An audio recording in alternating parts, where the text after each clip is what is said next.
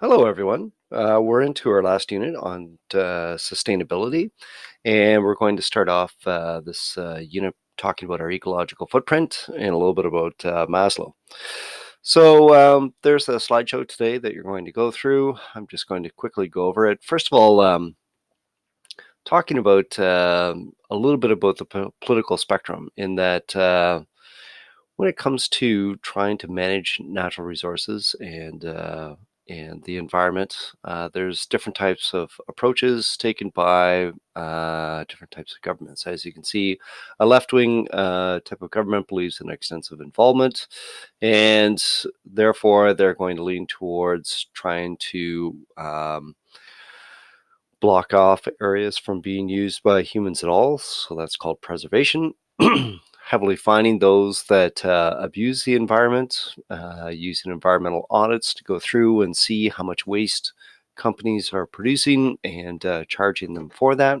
Whereas a right wing type of government tends to want to minimize government involvement and rely upon markets. So as companies become more and more environmentally unfriendly, hopefully shoppers will stop supporting those types of companies and affect their profitability and push them towards being more environmentally friendly.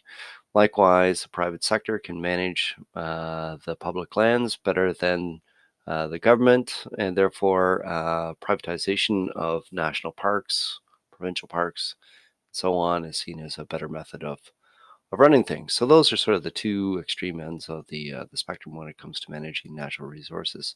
So what I'd like you to do today is do this little survey. If you click on this, no, this one right here, it's going to take you to a survey. And when you complete the survey, take a screenshot of it so you can throw it in the discussion forum later on.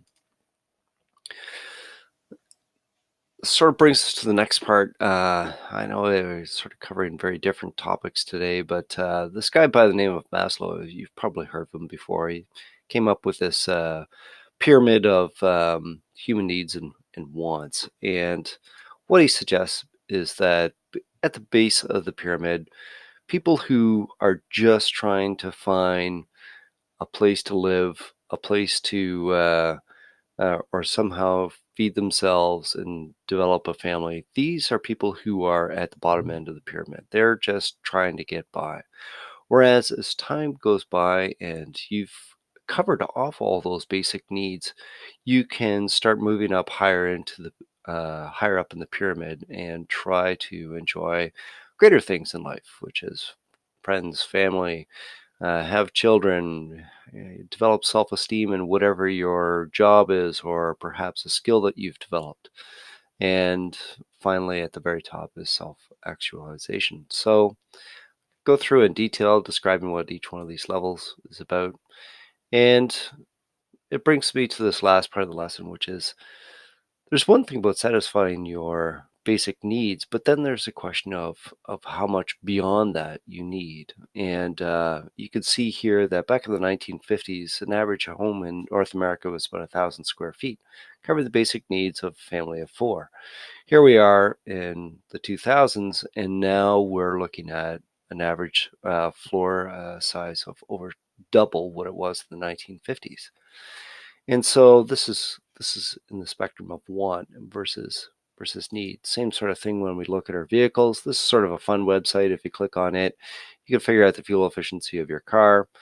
So basically, what this is saying is fine. If you got to go to work every day, you need a basic vehicle, but this one consumes 16 gallons for every 6 gallons for every 100 miles that you travel, whereas this one's 2.2.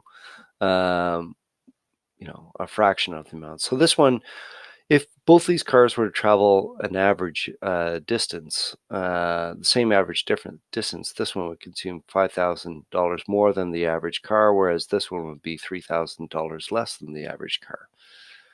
So what I'd like you to do is to go through and try calculating your own ecological footprint. Click on this website; it'll take you there, and there's you know it's going to look at your lifestyle and see how much resources and land space you need. This is what we call your ecological footprint. I definitely want to get a definition of that and record it. And when it comes to the size of an average citizen's